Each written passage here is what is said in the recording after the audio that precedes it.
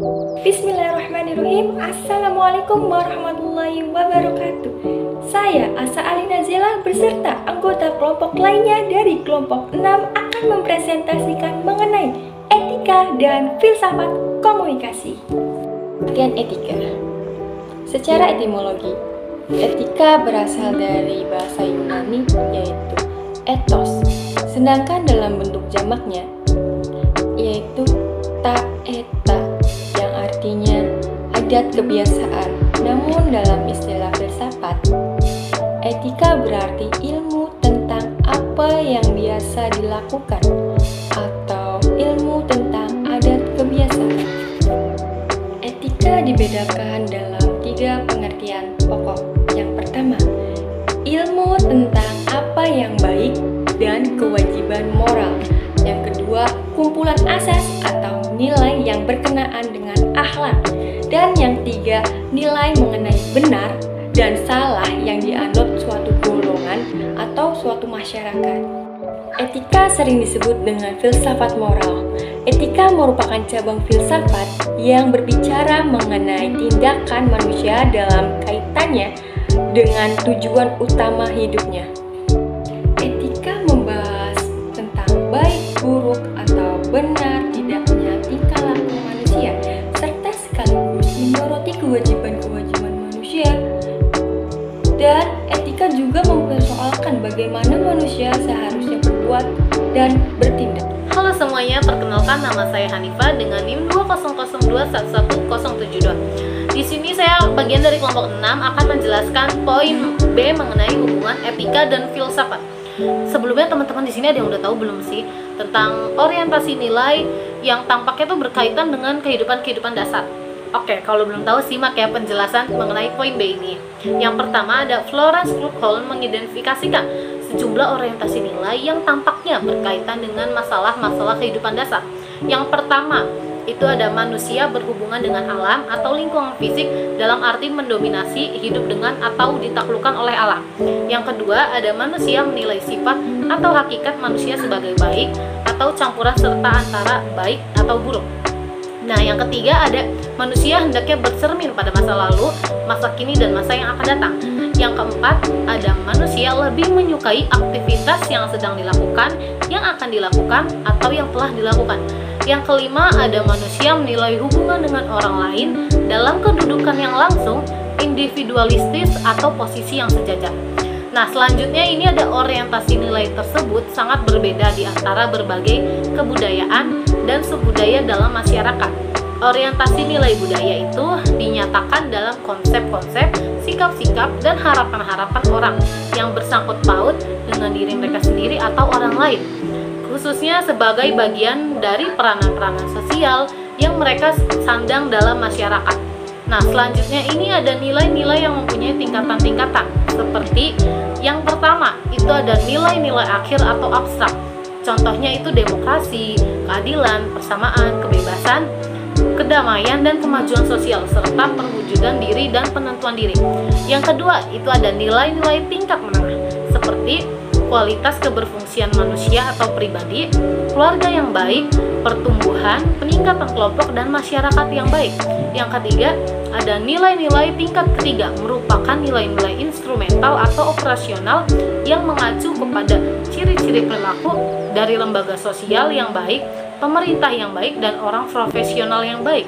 Misalnya nih, contohnya dapat dipercaya, jujur, dan memiliki disiplin terhadap diri mereka sendiri gitu. Yang keempat, ini yang terakhir, ada nilai-nilai dan norma-norma yang diinternalisasikan ke dalam diri individu. Misalnya, akan menjadi kerangka referensi individu tersebut. Perkenalkan, nama saya Marcella Dewi Naratu dengan NIM 20021111007. Di sini saya akan menjelaskan mengenai perbedaan etika, etiket, moral, dan agama. Yang pertama, perbedaan etika dan etiket. Etiket menyangkut cara perbuatan yang harus dilakukan oleh seseorang atau kelompok tertentu. Etiket memberikan dan menunjukkan cara yang tepat dalam bertindak. Sementara itu, etika memberikan norma tentang perbuatan itu sendiri. Etika menyangkut apakah suatu perbuatan bisa dilakukan antara iya atau tidak, Etiket hanya berlaku dalam pergaulan sosial. Jadi, etiket selalu berlaku ketika ada orang lain. Sementara itu, etika tidak memperhatikan orang lain atau tidak. Etiket hanya menyangkut dari segi lahiriah saja. Sementara etika lebih menyangkut aspek internal manusia. Dalam hal etiket, orang bisa munafik.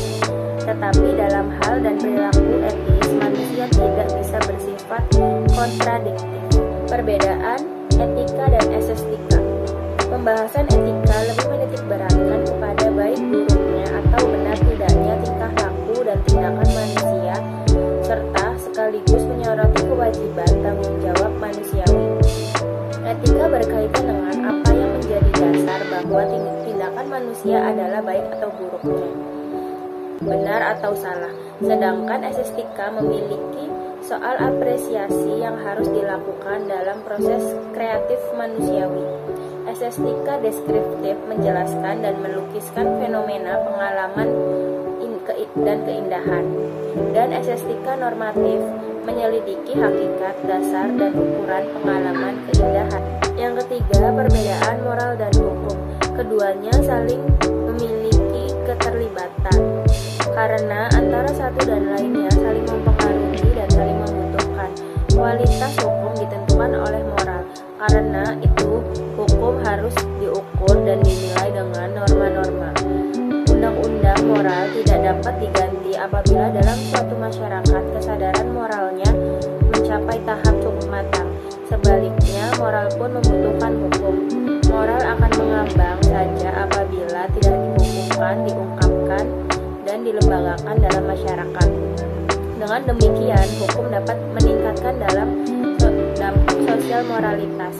Hukum hanya membatasi ruang lingkup pada tingkah laku lahiriah manusia saja, sedangkan moralitas menyangkut perilaku batin seseorang.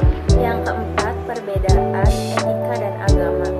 Dalam agama ada etika, sebaliknya juga begitu.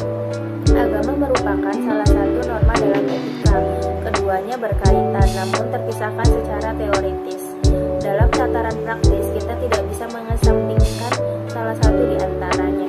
Kita misalnya tidak bisa berbuat suatu hal yang lantas didasarkan pada agama saja tanpa memperhatikan etika yang ada.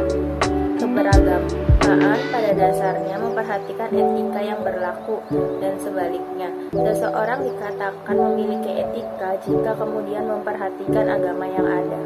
Yang kelima, perbedaan etika dan moral.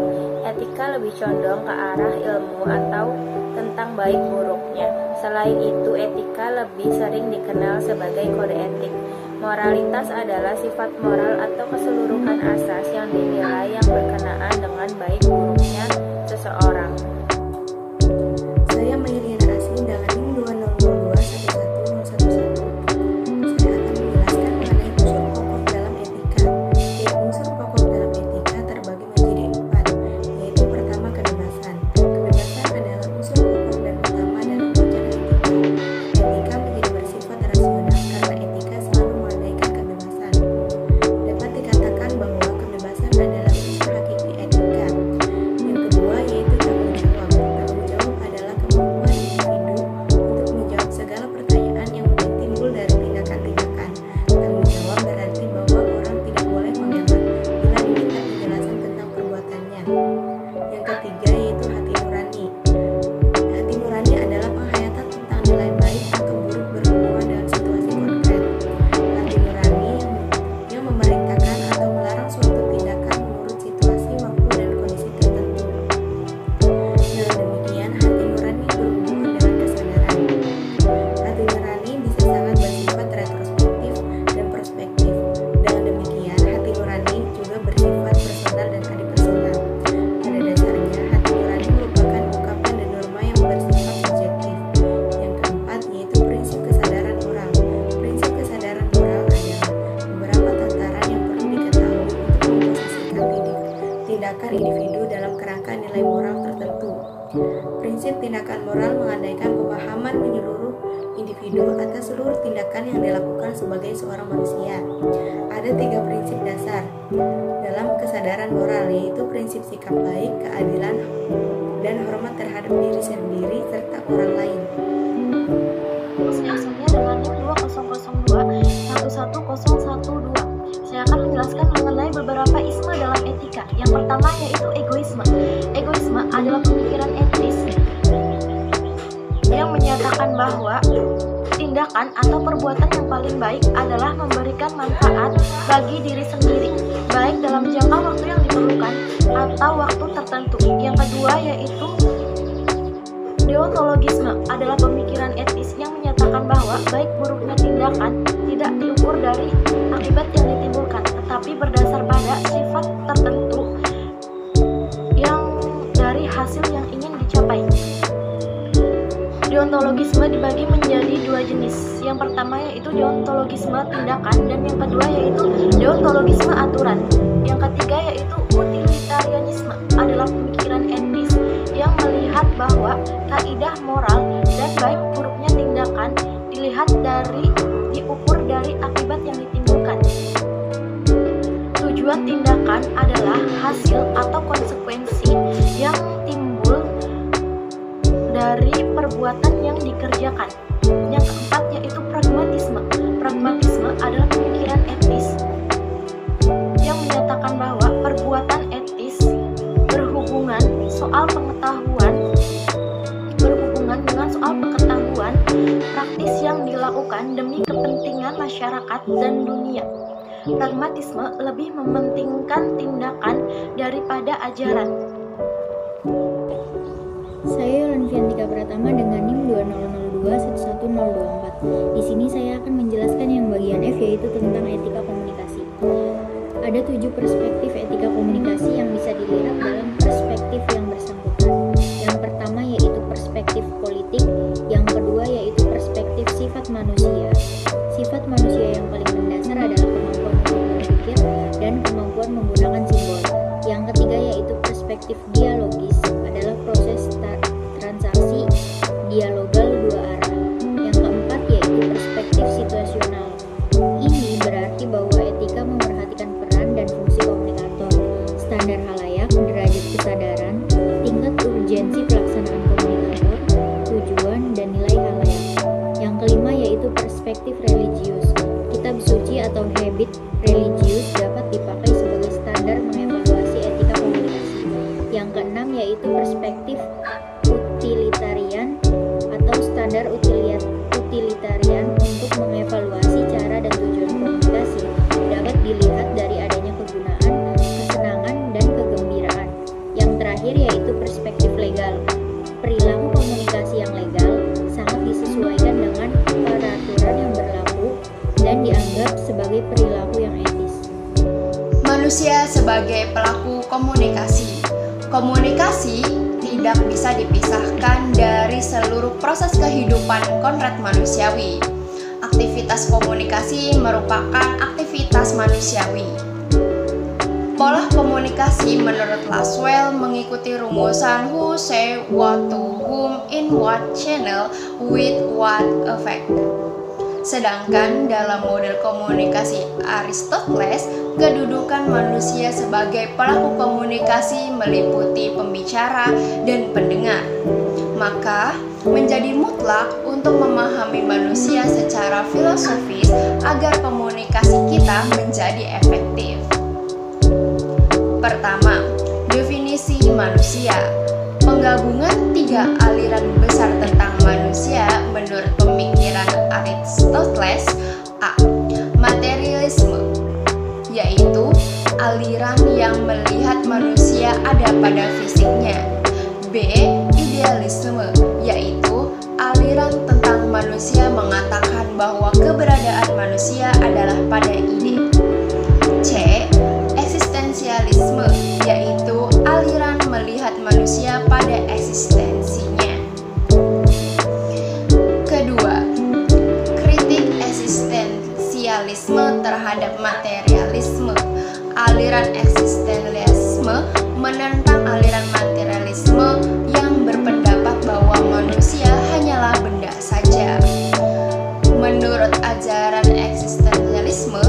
manusia bukanlah berada di dunia, tetapi juga menghadapi dunia dan menghadapi benda lain yang ada di dunia.